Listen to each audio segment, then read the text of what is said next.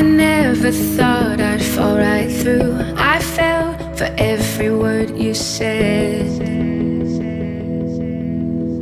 You made me feel I needed you and forced my heart to think it's true, but I found I'm powerless with you. Oke, saya di sini akan menjelaskan tentang komponen-komponen yang ada pada PC. Yang pertama adalah power supply.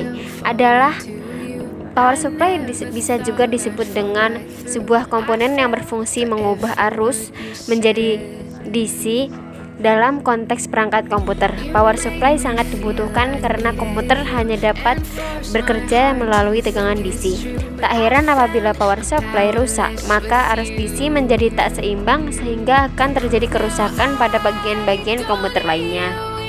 Fungsi dari power supply yang paling cocok adalah untuk mengalir listrik untuk komponen-komponen atau hardware pada komputer dengan arus searah.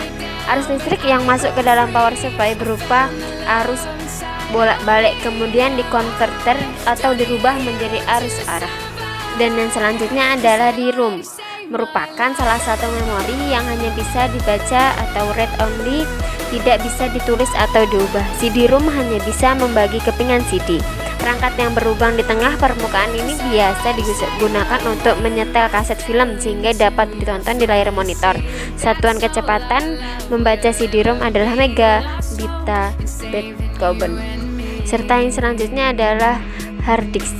Hard disk adalah perangkat keras yang digunakan untuk menyimpan data pada komputer. Semua data yang ada dalam komputer, baik di dokumen, gambar, dan sistem, apabila akan tersimpan dalam perangkat ini.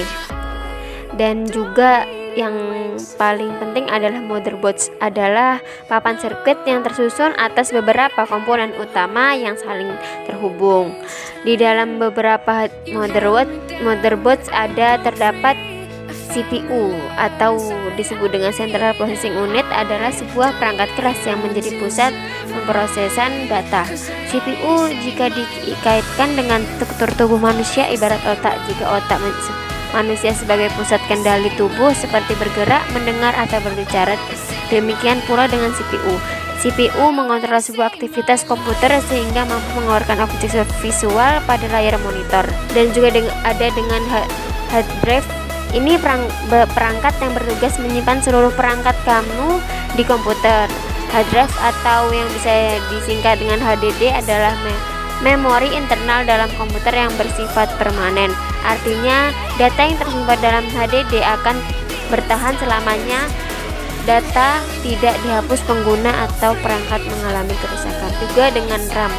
RAM atau sering juga disebut dengan memori akses acak adalah perangkat keras yang berfungsi menyimpan data-data, sementara data-data ini bisa diperoleh dari hard disk, perangkat input atau output, atau data-data hasil pemrosesan sebuah program.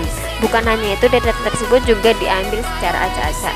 Dan ada juga tombol daya atau power, adalah salah satu tombol fisik penting karena berperan untuk menyala dan mematikan komputer. Tapi seiring berjalannya untuk penggunaan tombol bisa rusak atau bermasalah.